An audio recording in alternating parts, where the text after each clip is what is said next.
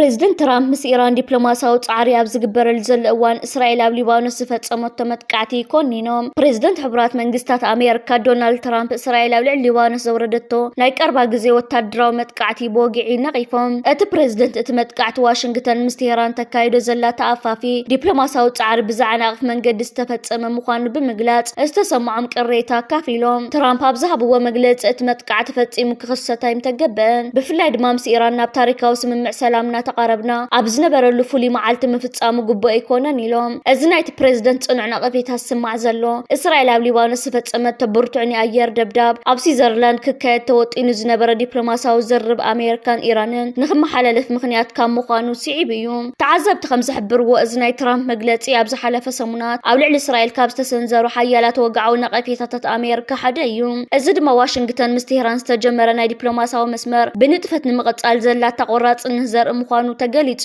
ናይ ፖለቲካ ተንተንቲ ከም ዝብልዎ ምሕደራት ትራምፕ ብዝለመደ ኣገባብ ኣብቲ ዞባ ምርግጋእ ንምፍጣር ቆላሕታ ሂቡሎ ብፍላይ ኣብ ዲፕሎማሳዊ ዝምዝገብ ዘብሎ ምዕባለን ብወሽመጥ ሆርሙዝ ዝሓልፉ ውሕስ ባሕራዊ መጓዓዝያን ንዓለም ለኻዊ ዕዳጋ ነዳድን ቁጠባት ዞባን ዓብዪ ረብሓ ከም ዝህልዎ ይግመት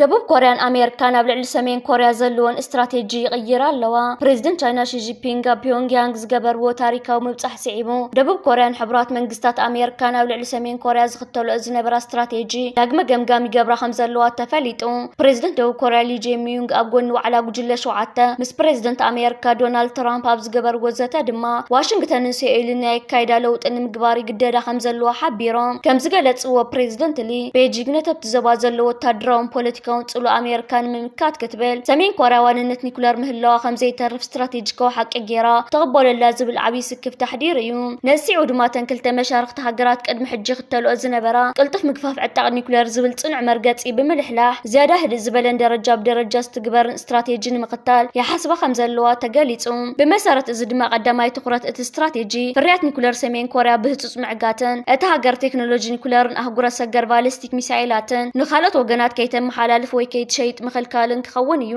ከም ዝብልዎ ተንተንቲ ፖለቲካ እዚ ተሓሲቡ ዘሎ ናይ ፖሊስ ለውጢ ድሕሪ ምዝዛምቲ ናይ ሽንኪምን ዋዕላ ኣብ ሰሜን ምብራቕ እስያ እናተፈጠረ ዝመጽእ ኣዝዩ ዝተሓላለኸ ኩነታት ጸጥታ ዘርኢ ጥራሕ ዘይኮነስ ኣብቲ ኪዳን ኣሜሪካን ደቡብ ኮርያን ዝተረኣየ ዓብዪ ስትራቴጂካዊ ምትዕርራ እዩ روسيا ኣብ ልዕሊ ዩክሬን ሰፊሕ ናይ ኣየር መጥቃዕቲ ፈኒዋ ኣብ ልዕሊ ሲቪላት ዝበጽሐ ጉድኣት ድማ ሰካፍ ኮይኑሎ ሰራዊት ሩስያ ኣብ ልዕሊ ዩክሬን ጀመሮ ናይ ኣየር መጥቃዕቲ ብዓውዩ ምሕያል ስዒቡ ኣብ ዝተፈላለዩ ዞባታት እቲ ሃገር ሓድሽ ማዕበል መጥቃዕቲ ከም ዝኸፈተ ተሰሚዑ ብሰንኪ መጥቃዕቲ ኣብ መንበሪ ኣባይቲ ሲቪላትን ከቢድ ዕንወትን ሞትን ከም ዝተመዝገበ ተገሊጹ ሰበስልጣን ዩክሬን ኣብ ዘውጽዎ ወግዓዊ መግለጺ ሩስያ ትማለይቲ 99 ናይ ነዊሕ ርሕቀት ድሮናትን ሚሳኤላትን ብምጥቃም ዝተወደበ መጥቃዕቲ ፈኒዋ ይኹን እምበር ናይ ዩክሬን ምክልኻል ኣየር ናይ ጸረ ኣየር ሚሳኤላት ብምትኳስ 92 ካብተን ድሮናት ጸላይ ኣብ ኣየር ከም ዘፍሸለን ኣፍሊጡ ብዛዕባ ዝበጽሐ መጠን ጉድኣት ዝወጹ ናይ መጀመርያ ሓበሬታታት ከም ዘመልክትዎ ብሰንኪ መጥቃዕቲ ኣብ ዝተፈላለዩ ከባቢታት እንተወሓደ 3 ሰባት ክሞቱን ከለዉ ልዕሊ 45 ንጹሃን ዜጋታት ድማ ከቢድን ቀሊልን ናይ ኣካል ጉድኣት በጽሒዎም ኣሎ ካብተን በዚ መጥቃዕቲ ዝለዓለ ጉድኣት ዝበጽሐን ከተማታት ተቐዳመይት ካርኪብ ክትከውን ከላ እታ ከተማ ብሩስያ ዝመሃዝ ዝውርወሩ ቦምባታት ዒላማ ኮይና ኣላ እዞም ቦምባታት ኣብ መንበር ገዛውቲ ብምውቅዖም ሓያል ህንጻታት ኣፓርታማን መሰረተ ልምዓት ህዝባዊ ኣገልግሎትን ሙሉእ ብሙሉእ ወይ ብኸፊል ዓንዮም እዮም ካብ መስመር ግንባር ርሒቆም ኣብ ዝርከቡ ግዝኣታት ሰሜን ዛፖሪዥያን እውን ብተመሳሳሊ ከቢድ መጥቃዕቲ ከም ዝተፈጸመ ተፈሊጡሎ እዚ ድማ መንጎ ክልቲአን ሃገራት ዘሎ ውግእ ካብ መስመር ግንባር ወጻውን ብዓብዪ ዓቕምን ብዘፍርሕ ኩነታትን ይቕጽል ከም ዘሎ ዘርኢ እዩ ተባሂሉ እዚ ሰፊሕ ናይ ሩስያ መጥቃዕቲ ዝተፈጸመ ኣብ መንጎ ክልቲአን ሃገራት ዶብ ዝሰገረ መጥቃዕቲ ድሮናትን ናይ ሕነ ምፍዳይ ስጉምትታትን ኣብ ዝሓየለሉ እዋን ምዃኑ ተንተንቲ ፖለቲካ ይገልጹ ኣለዉ ኣነን ጣልያንን ፎቶ ንኽንለዓል ንዝኾነ ሰብኣይ ንልመንን ክብላ ቀዳመይቲ ሚኒስተር ጣልያን ገሊፀን ፕሬዝደንት ኣሜሪካ ዶናልድ ትራምፕ ምስላ ሰበንቲ ብዝተባሃለ ናይ ጣልያን ቴሌቪዥን ኣብ ዝገበሮ ቃለ መሕተት ኣዋን ዋዕላ ጉጅለ 7 ቀዳመይቲ ሚኒስተር ጣልያን ፎቶ ንኽንለዓሉ ከም ዝለመኑኦም ተዛሪቡ እቲ ፕሬዝደንት ብልመናተን ቀዳመይቲ ሚኒስተር ስለዝሓዘነ ፎቶ ከም ዝተለዓለ እውን ገሊጹ እዚ ዘረባ እዚ ንቀዳመይቲ ሚኒስተር ጆርጂያ ሜሎኒ ኣዝዩ ቁጥዒዎን ኣሎ እተን ቀዳመይቲ ሚኒስተር ብቪድዮ ዘመሓላለፈኦ መልእኽቲ እቲ ፕሬዝደንት ዝበሎ ሙሉእ ብሙሉእ ናይ ፈጠራን ዘይተገበረ ነገር እዩ ኣነን ጣልያንን ፎቶ ንኽንለዓል ዝኾነ ሰብ ኣይንልመንን ኢለን ወሲኸን እውን ፕሬዝደንት ትራምፕ ኣብ ልዕሊ መሻርክቲ ሃገራት ስለምንታይ ከምዚ ገብር ኣይፈልጥን ከምዚ ዓይነት ነገር ክገብር ድማ እዚ ናይ መጀመርያ ግዜ ኣይኮነን ክብላ ገሊፀን እዚ ከምዚ ኢሉ እንከሎ ሚኒስተር ጉዳያት ወፃኢ ጣልያን አንቶኒዮ ታጃኒ ብምክንያት እዚ ኩነታት እዚ ንኣሜሪካ ክገብሮ ዝሓሰበ ዝነበረ መገሻ ከም ዝሰረዞ ኣፍሊጥሎ እቲ ሚኒስተር ጉዳያት ወፃኢ ድሕሪ ሂደት መዓልታት ምስቲ መዘንኡ ሚኒስተር ጉዳያት ወፃኢ ኣሜሪካ ማርኮ ሩቢዮ ክዘራረብ ቆፀሮ ነይርዎ እዩ እስራኤል ኣብ ልዕሊ ሊባኖስ ትፍጽሞ ዘላ መጥቃዕቲ ስዒቡ ኢራን ነቲ ስትራቴጂካዊ መተሓላለፊ ባሕሪ ሆርሙዝ ክትዓጽዎ ትኽእል እያ ዝብል ስጋት ኣሎ ዋጋ ነዳዲ ድማ ናብ $81 ደይብሎ ኣብቲ ኩናት ልዕሊ 7300 ሰባት ከም ዝተቐተሉ ተገሊጹ ግብፂ ኣብ ሰሜናዊ ሱዳን ዒላማ ዝገበረ ሓያል ናይ ኣየር ደብዳብ ፈጺማ ሓይልታት ምክልኻል ግብፂ ኣብ ውሽጢ መሬት ሱዳን ብፍላይ ድማ ኣብቲ ምስ ግብፂ ዝዳወብ ሰሜናዊ ከባብታት ሱዳን ዒላማ ዝገበረ ሓያል ናይ ኣየር ደብዳብ ከም ዝፈጸማ ምንጭታት ሓቢሮም እዚ መጥቃዕቲ እዚ ኣብቲ ዞባ ዘሎ ጸጥታዊ ወጥሪ ናብ ሓድሽ ምዕራፍ ዘሰጋግር ምዃኑ ተገሊጹ ብመሰረት ሱዳን ትሪቡን ንምንጭታት እቲ ከባቢ ብምጥቃስ ዘውፅኦ ጸብጻብ እቲ መጥቃዕቲ ብሰብ ኣልቦ ነፈርትን ከቢድ ብረትን ዝተፈጸመ ኮይኑ ኣብ ጥቓ ፈለግ ኒል ኣብ ዝርከቡ ስትራቴጂካዊ ቦታታት ዘነፀረ እዩ ነይሩ ቀንዲ ዒላማታት ድማ ከባብታት አልአንሳርን አልኦጋይዳን ዝርከቡ ወታደራዊ ማዓስከራት ኣብ ሰሜናዊ ሱዳን ዝርከቡ ዓበይቲ ማዕድናት ወርቂ ናይ ጽዕነት መካይንን ናይ ዕደና መሳርሒታትን ከም ዝነበሩ ተፈሊጡሎም ብሰንክትን ሰዓታት ዝቐጸለ ደብዳብ ኣብቶም ማዕድናት ሰርሑ ዝነበሩ ሓያሎ ሰባት ከም ዝሞቱን ከም ዝቆሰሉን ተሓቢሩ ብተወሳኺ ኣብቲ ከባቢ ዝነበሩ ናይ ዕደና መሳርሒታት ግዝያዊ መዕቆቢታትን ናይ ጽዕነት መካይንን ብምሉእ ዓኒሎም እቲ ደብዳብ ዝፈጠሮ ስጋኣት ኣብቲ ከባቢ ዝነበሩ ሰራሕተኛታትን ነበርቲ ብጃምላ ካብ ቦትኦም ክመዛበሉን ንኣኽራናት ሃድሙን ከም ዝገበረ ተዓዘብቲ ገልጹ እዚ ግብፂ ዝፈጸመቶ መጥቃዕቲ ምስተብ ሱዳን ዘሎ ተኣፋፊ ጸጥታዊ ኩነታትን ግብፂ እንዶባታ ንምክልኻል ካብ ዘለዋ ስትራቴጂካዊ ተገዳስነትን ዝነቐለ ምዃኑ ይግመት ግብፂ ኣብቲ ዞባን ዝንቀሳቐሱ ዕጡቓት ሓይልታት ንሃገራዊ ጸጥታ ስጋኣት ከይኾኑ ብምስጋእ ነቲ መጥቃዕቲ ከም ዝፈጸመቶ ይንገር ዛጊድካ መንግስቲ ግብፂ ይኹን ካብ ወታደራዊ መሪሕነት ሱዳን ወግዓዊ መግለፂ ዝተዋሃበ እኳ እንተዘየለ እቲ ኩነታት ግን ኣብ ቀርኒ ኣፍሪካን ቀይሕ ባሕርን ተወሳኺ ፖለቲካውን ወታደራውን ወጥሪ ክፈጠር ከም ዝኽእል ይግለጽ ኣሎ ሕወሓት ንገዳ ቪዛ ኣሜሪካ ነፂግዎም ኣብዚ ጉዳይ ብዙሕ ሓሳባት ተላዒሎም ኣለው ሽም ዝርዝር እገዳ ዝተገበረሎም ዝወፀ ኮይኑ ዶክተር ደብረፅዮን ግን ነፃ ኮይኑሎ እቲ እገዳ ብናትና ፃዕሪ ተዓዊቱ ገና ድማ ናብ ደቆም ክቕፅል እዩ ዝበሉ ኣካላት እውን ቃሎም ሂቦም ኣለው ሕወሓት ድማ ብዝሃቦ ናይ ግብረ መልሲ መግለፂ መንግስቲ ኣሜሪካ ኣብ ልዕሊ መራሕቲ ትውድብ ዝገብሮ ዘሎ ናይ ቪዛ ገደብ ኣብ ዘይሙሉእን ዘይማዓሪን ገምጋም ዝተመስረተ ምዃኑ ማእከላይ ኮሚቴ ህዝባዊ ወያነ ሓርነት ትግራይ ትማሊ ኣብ ዘውፅኦ መግለፂ ኣፍሊጡሎ ሕወሓት እገዳ ኣሜሪካ ኣብ ዘባው ሰላምን ምርጋን ከም ዘይሕግዝ ብምግላጽ ፌደራላዊ መንግስቲ ኢትዮጵያ ብተደጋጋሚ ኣብ ትሕቲ ስምምዕ ፕሪቶሪያ ዘለው ግዴታታት ክፍጽም ዘይምኽኣሉ ዕሽሽ ብምባል ሙሉእ ሓላፍነት ኣብ ልዕሊ ሕወሓት ጥራይ ስለ ዘቕምጥ እቲ ሓድሽ ውሳነ እገዳ ፈጺሙ ቅቡል ከም ዘይኮነ ገሊጹ እቲ ሰብኣዊ ቅልውላው እኩይ ፖሊሲታት መንግስቲ ብልጽግና ምዃኑ ብምግላጽ ደሞዝ ዕፅዋ ባንክታት ቀረብ ነዳዲ ሰብኣዊ ሓገዝን ሓዊሱ ኣገደስቲ ኣገልግሎታት ኣዝዮም ድሩታት ኮይኖም ይርከቡ ብኣሽሓት ዝቑፀሩ ተመዛበልቲ ኣብ ኣሰካፊ ኩነታት ክነብሩ ከለው ጥሜትን ሕማማትን እናተጋደዱ ይኸዱ ከም ዘለው ገሊጹ እቶም በኣሜሪካ ናይ ቪዛ እገዳ ዝተገበረሎም 6 ሰባት እዮም ወይዘሮ ፈትለወርቅ ገብረእግዚአብሔር ሞንጆሪኖ ናይ ሕወሓት ቤት ጽሕፈት ሓላፊ ኣይተ ጌታቸው ኣሰፋ ናይ ቀደም ናይ ብሄራዊ መረዳእታን ድሕነትን ኣገልግሎት ሓላፊ ጀነራል ምግበይ ሃይለ ጀነራል ሃይለ ስላሴ ወድን በይተይ ጀነራል ዮሐንስ መዲድ ጀነራል አብርሃ ድንኩል ዶክተር ደብረጽዮን ገብረ ሚካኤልን ጀነራል ታደሰ ወረደን ግን ኣብቲ ናይ እገዳ ዝርዝር የለውን بمسارة مرحبيتات ناي كل الأمحارة كمون وقعويان مرحبيتات ناي فانو زوت وزلو تصبصبات حوحات سراويتنا كبابتات رايات مال ماسي خمزة تسقع حبريتات يزرقو حلو عمونغو سرعت بلتسقنان حوحات انتخاسي تزركب زلو التادراو مفتات المسحابين كاب جزينا بكالوت أنفتاتنا تسقاقر يركبالهم أبزحلف 4 معالتات حوحات سومنا وملئخت بمبالا بزرقو حبريتا سرعت بلتسقنا بستفلالي كبابتات ناي تقراينا درون دبداب المتقعتتاتني فتسم كم زلو بتماسا سالات واراتون عقم سوون مستقراينا بزواسن كبابتات يتسقع خمزلون نام محبرة سو عالم ترعانا تغريو من بارو الزكاريوم ازحج حوحات زقبرة زلو خمز عينت من كسغاس من سرعة بلتسقنان مكل خالنا يتهاقرنا بسفحن حدقنيان كوينات كاتو تغولتات كمزلون تنتانتاتي واتسألهم عمونغو سرعة بلتسقنان حوحات انترخب زنبرت بريتوريا مولي فريسان عانيان تركبالا كلتيوم وقنات كان ابقونس انو تادراو مسحابن اقنيعوم يركبو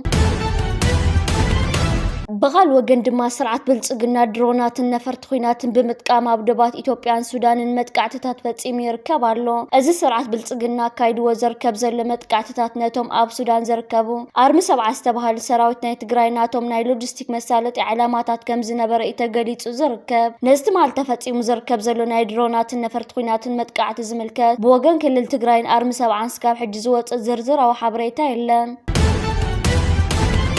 بمتقعت درون استسووا تقادلتي سنة سرعة فتحات عب كتما شرارو تخايدو عب كتما شرارو فلي بوتا الجيقمات مسوات الزخفل تقادلتي سنة سرعة فتحات تغير لهم عباول دماريان برهانا خمز قلت او بيتا كريستيانا نزم من تعدو من هايمانوتو من مسوات الزخفل سماعتات يوميلات ذكروم تنبر الزغم زيلون كلو او وردال على يتألم تتابع ميدا بسنك الزنب حيال زنابن وحجن حموش تقولوا للعسراز خون خفتي لعلي حامسات الكمون اعدوك بوحج توسيدهم هيوتهم حالي فيهم ازد ماولع الحزب تقراي توسخ مكرا خوين اللون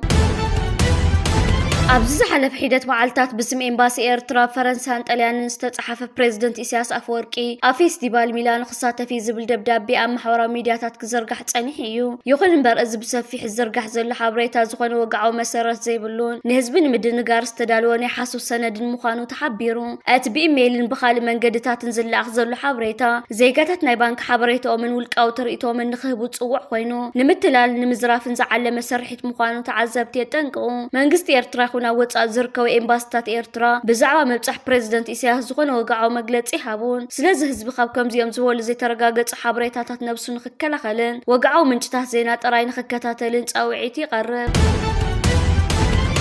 بريزيدنت إسياس أفورقي مكان مقابر حربنيات أسمران كبرنا يتم بجها جرز حلف سماعات أكليل عنبابان بيرو لو مساعد حد دحر قطر بدم صحفاش إيرتران إيريتي بن بقط تازمراح أوش تهجر نوتان زنبرو زيجاتات أبيتهم كوينو مساتفون بحلنا مسماعاتهم زر خبولون حبراوني حد دقنا زخرة سماعات مدب كليو